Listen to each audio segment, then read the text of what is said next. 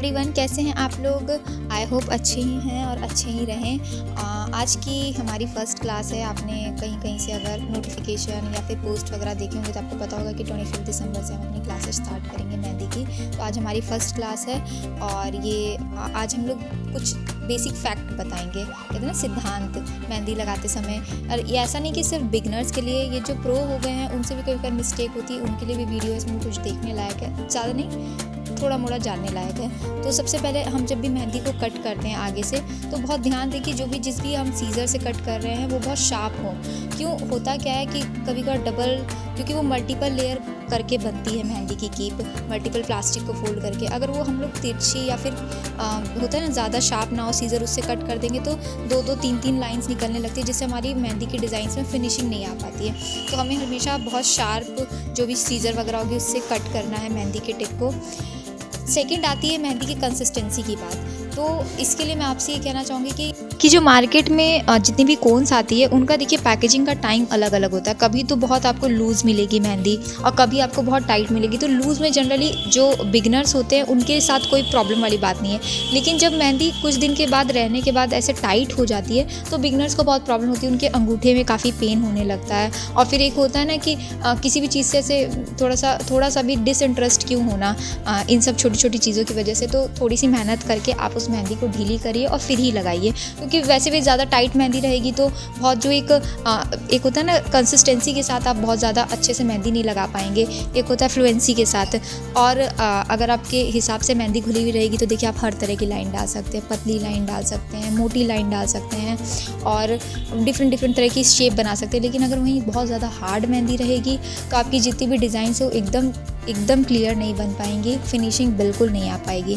देखिए यहाँ पे ये मेहंदी की कंसिस्टेंसी एकदम बढ़िया है, तो जितने भी राउंड्स वगैरह जो भी बन रहे हैं वो एकदम अच्छे से बन रहे हैं। सेकंड आता है कि हम आप अपनी मेहंदी को होल्ड कहाँ से कर रहे हैं कोन को।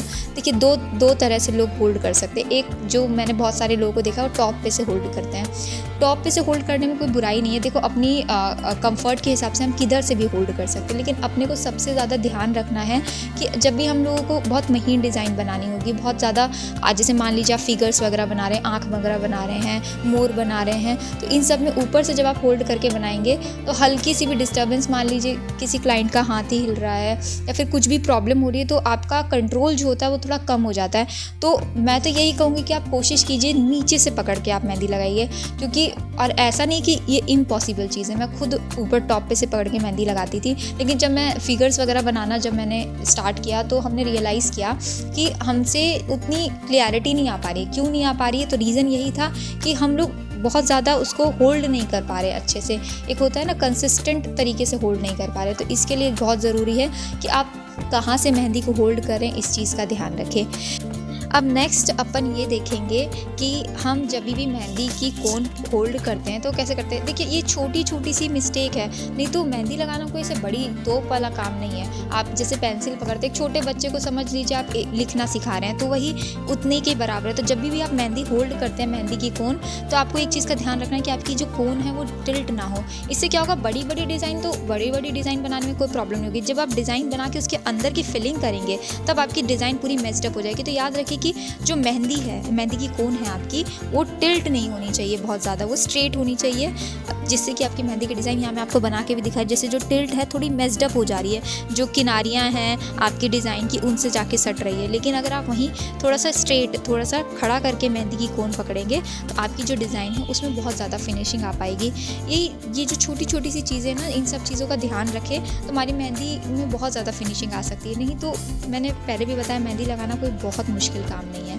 फिर तो उसके एक होता है ना, एक लेवल होता है कि आप सीख रहे हैं कुछ दिन, फिर उसके आगे आपकी अपनी क्रिएटिविटी आ जाती है कि आपका दिमाग कितना कौन सी डिज़ाइन बनाने में चल रहा है। अब यहाँ पे देखिए जैसे कि फ्लावर मैं बना के दिखा रही हूँ, ये सेम एक ही मैंने आपको एक ही बार कट करके कोन दिखाई थी, इसी से मैं मोटी मेहंदी, पतली मेहंदी निकाल ले रही हूँ। तो ये भी सिर्फ प्रैक्टिस का खेल है। जितनी प्रैक्टिस करोगे आपको एक सिंगल कोन से ही पूरी हर तरह की मेहंदी लगानी आ जाएगी। इसमें आपको कोई भी ऐसे तकलीफ़ वाली बात नहीं होगी। नेक्स्ट अब मैं आपको ये बताना चाहूँगी कि स्टार्टिंग में आपको बहुत स्ट्रेट लाइन डाल के प्रैक्टिस करने की कोशिश करनी है। जितनी भी डिज़ाइन हो, धीरे मेहंदी लगेगी चलेगा, लेकिन आपकी डिज़ाइन से फिनिशिंग होनी चाहिए। अब ऐसा काम चलाने के लिए आप मेहंदी लगा रहे हो तो फिर तो कैसी भी डिज़ाइन चल जाएगी, लाल तो हाथ हो ही जाते हैं और मेहंदी लगी हुई बहुत प्यारी लगती है, डिज़ाइन कैसी भी हो, हल्की भी आप कैसी भी डिज़ाइन लगा दोगे कि तो मेहंदी अच्छी लगती है। लेकिन अगर आपको फिनिशिंग चाहिए, आप चाहते हो कि नहीं मेरी मेहंदी एक सर्टेन लेवल की होता है ना, क्वालिटी मेहंदी बने, मेहंदी डिज़ाइन बने, तो उसके लिए अब आपको बहुत ज़्यादा प्रैक्टिस की ज़रूरत है। बहुत ज़्यादा तो नहीं कहूँगी, हाँ एक होता है ना कॉन्स्टेंट प्रैक्टिस की ज़रूरत है। तो शुरू आप डॉट से कीजिए। तो डॉट्स डालने का मतलब, अब ऐसा कहेंगे ये क्या बच्चों वाली चीज़ है, नहीं, ये बहुत इंपॉर्टेंट चीज़ है। जब आप छोटे छोटे डॉट्स डालते हैं तो इससे आपको ये पता लगता है आपकी हाथ में ना मेहंदी चलाने के स्टाइल में, कोन चलाने के स्टाइल में एक सिमेट्री आती है कि मतलब जो आप डॉट्स डाल रहे हो सेम शेप के पड़े, सेम साइज़ के पड़े, होता है ना राउंड हो। और जब भी, और है ना, आप हमेशा कोशिश कीजिए ऐसे प्लेन पेपर पे नहीं, जब भी आपको प्रैक्टिस करनी है तो आप हाथ वगैरह लें ज़्यादा से ज़्यादा। अगर कोई कहता है हल्की सी लगा दो मेहंदी तो लगा दें, इतना टेंशन ना लें, क्योंकि हाथ की जो सरफेस होती है ना ऊंची नीचे होती है, वहाँ पे डिज़ाइन बनाने में और थोड़ी तकलीफ़ होती है। तो आपको सबसे ज़्यादा उस चीज़ पे काम करना है और हमेशा याद रखें कि बहुत ज़्यादा प्रैक्टिस करें। मेहंदी में सारा खेल प्रेशर का, आप कितना प्रेशर दे रहे हो कोन में, उस हिसाब से सारी डिज़ाइंस बनती हैं। अगर आप शुरू में ही प्रेशर ज़्यादा दे रहे हो तो आपकी आउटलाइन क्या होगी, शुरू में मोटी मोटी बन जाएगी। अगर आपको कुछ सुधारना है बाद में तो आप नहीं सुधार सकते। तो ये जो डॉट पैटर्न है इसकी प्रैक्टिस ज़्यादा से ज़्यादा करें। इसमें क्या, आप छोटे डॉट डालिए, फिर बड़े डालिए, फिर सेम कोन को और मत कट कीजिए, उसी से सेम प्रेशर लगाइए और डॉट्स डालिए। अभी हम लोग नेक्स्ट चलते हैं कि मेहंदी एज अ प्रोफेशन। ये बहुत बात करने वाली, बहुत लोग हमसे पूछते भी कि मेहंदी में क्या प्रॉफिट है एज अ प्रोफेशन। देखो, मेहंदी एज अ प्रोफेशन बहुत प्रॉफिटेबल बिजनेस है, क्योंकि इसमें आपका कुछ जा नहीं रहा। एक मेहंदी लग रही है, चलो कितना भी है, मेहंदी का ऑयल लगेगा, ठीक है, थोड़ी सी प्रेप लगेगी, लेकिन इसमें बाकी क्या है, सब आपकी मेहनत है। आप कितने हाथ लगा रहे हो पूरे दिन में, सब आपकी कैपेसिटी पे डिपेंड करता है। लेकिन इसके बाद भी मैं एक चीज़ कहूँगी कि एज अ प्रोफेशन ये बहुत अच्छी चीज़ है, लेकिन ये आपका जो होता है ना फिज़िकल लेबर बहुत ज़्यादा करवाती है मेहंदी।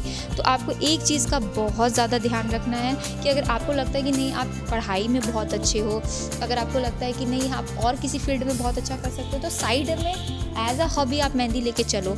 लेकिन एज अ होता है ना प्रॉपर प्रोफेशन, मेहंदी थोड़ा सा टफ है। क्यों? क्योंकि एक टाइम आएगा जब आपकी बैक दुखने लगेगी, आपके होता है ना हैंड वगैरह में थोड़ा सा पेन रहने लगेगा, आँखों में थोड़ी तकलीफ़ होने लगेगी, क्योंकि बहुत महीन डिज़ाइन होती है। कभी कभी क्लाइंट भी नहीं बहुत ज़्यादा होता है ना कोऑपरेट कर पाता है ढंग से। हम भी होता है कि चलो एक हाथ लगाना है, 2 हाथ लगाने हैं, लगा देते हैं कैसे भी, लेकिन ये छोटी छोटी चीज़ें आगे जाके तकलीफ़ देती हैं। तो इसके लिए सबसे ज़्यादा ज़रूरी है कि आप अगर आप एज अ प्रोफेशन इसे चूज़ कर रहे हो तो बहुत कंफर्ट में लगाओ। और ये होता है ना 110% प्रॉफिटेबल बिजनेस है, इसमें कोई लॉस नहीं होने वाला, आपको कभी भी कोई दिक्कत नहीं, कोई तकलीफ नहीं। जितनी आप मेहनत करोगे उतना आपको रिजल्ट मिलेगा, उतना आपको बैक होता है ना सारी प्रॉफिट मिलेंगी। फिर इसके बाद जब आपकी ये डॉट प्रैक्टिस कंप्लीट हो जाए, तो आज की क्लास में आपको बहुत अच्छे से यही प्रेशर वाली डिज़ाइन प्रैक्टिस करनी है। आज की क्लास के लिए इतना ही। अब हम नेक्स्ट आएंगे लाइंस वाली डिज़ाइन पे, और आप जितना ज़्यादा प्रैक्टिस करोगे उतना ज़्यादा आपके लिए अच्छा होगा। हमारी क्लासेस लगभग हमारी यूट्यूब चैनल पे अपलोड हो जाएंगी 10 से 11 बजे के बीच में रोज़।